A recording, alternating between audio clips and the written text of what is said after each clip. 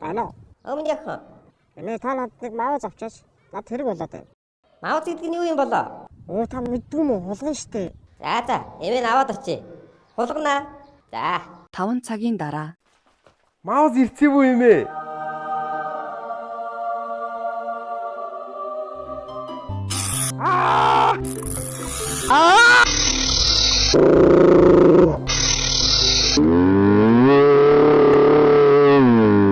Маус сонгохдоо та юуг анхаарах ёстой вэ? Нэгдүгээр, маусны хэлбэрээ зөв сонгох. Хоёрдугаарт, өөр таарсан маусны хэмжээг сонгох. Гуравдугаарт, өөр таарсан маусны жингээ сонгох. Дөрөвдүгээрт, маусны сенсор дээр анхаарах. Тавдугаарт, таны сонгох маус утастай юу, утасгүй юу? Зурдугаарт, өөрийн хэрэгцээ шаардлага таарсан товчнууд байгаа хэсгээр анхаарах. Долдугаарт, маусны DPI нь таны хэрэгцээ шаардлагад нийцэж байгаа хэсэг. 8-дугаарт, RGB юу, үгүй юу? Та өөрийн хэрэгцээ шаардлага тохирсон маусаа сонгох нь чухал шүү.